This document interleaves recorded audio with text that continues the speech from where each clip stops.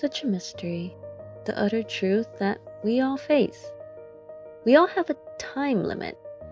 I guess that's the rule of nature. When I began to reminisce on my past, I placed my memories into three categories: my youth, my past, and my fight. My youth was a time when everything was joyful, and the worries of the world I did not recognize. My past are the events that shaped who I am today. And my fight is the entire journey until the end. As a child, I had nothing but God. This seems cliche, but I literally had nothing. As a child, I didn't realize I had nothing. I was just happy to live with all my 12 cousins in a 2-bedroom apartment. I was just happy to get to eat my free school lunch. I was just happy to go to thrift stores to buy my new clothes. I was just happy to be able to have dinner and play. I didn't realize how the world around me was corrupted and violent. Every day was a struggle. I was the smallest and the weakest of all my cousins. I was pushed around like a punching bag, and I got into fights with them all the time. We all laugh about it now. They called me a little chili pepper because I always lost, and yet I would always come back for more. This is how I was able to push through all my life struggles. My grandmother was the glue that held my family together. She made every situation seem manageable. She always had a solution for every obstacle she faced. Everyone in the community knew her. She helped everyone in need, even if that left her empty-handed. I wanted to be like her, selfless and compassionate. Something she always said was, "Confía en Dios," which means trust in God. She was Catholic, but didn't go to church often because she believed that having a relationship with God was more important. Throughout my childhood, I moved a lot. I didn't know what evictions meant. I just thought I move a lot because that's the way the world works. I grew up around a lot of different people. I never felt attached to anything in my life because I knew everything came to an end eventually. Every time I moved, I also moved churches. Each pastor taught something different, and the gossip seemed unending. I was judged for every good and bad thing I did.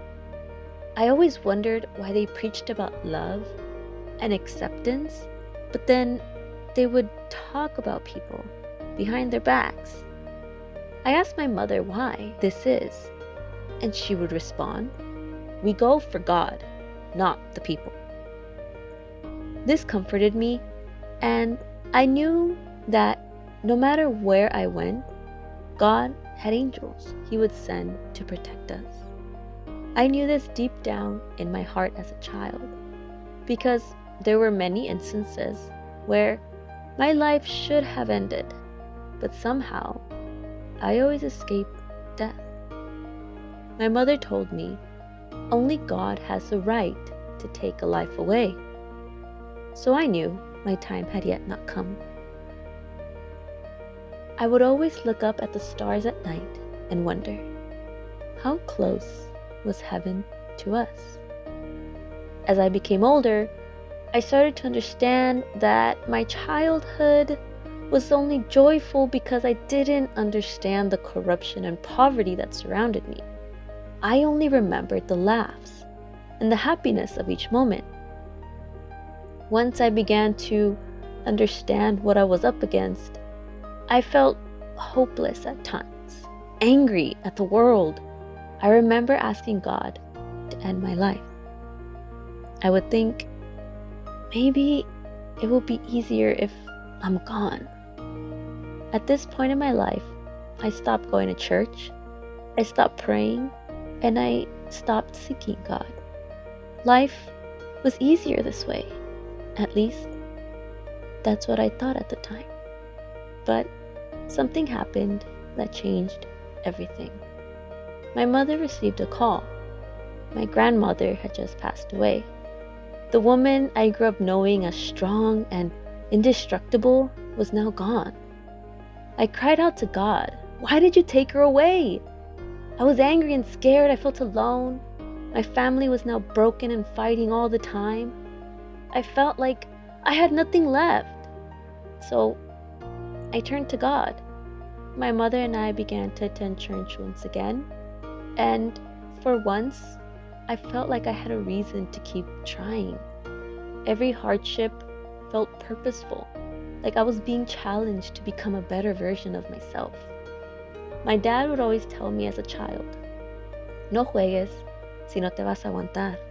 This means don't play if you can't take the punches. I thought this only applied when I would play as a kid. But little did I know this would be a life lesson I would carry with me until this day.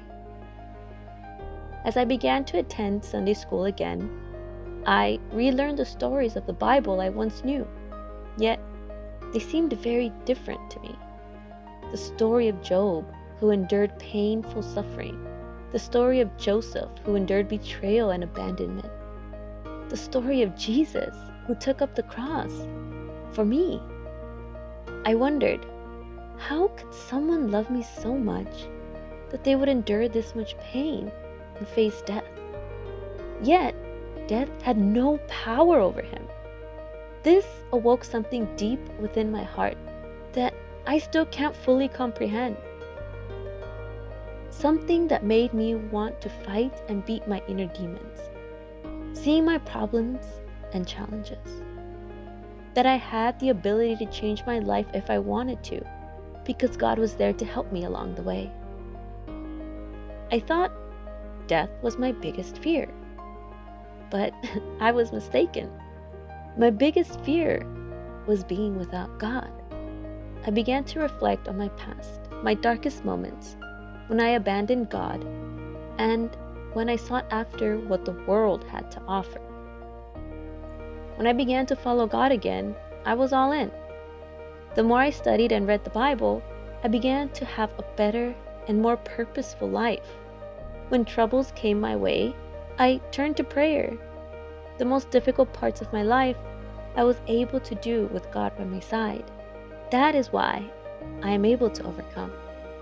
When I allowed God to come into my life again, I felt myself changing. I felt at peace with myself. Everything I did it as if I was going to present it to God. This is all because God never gave up on me.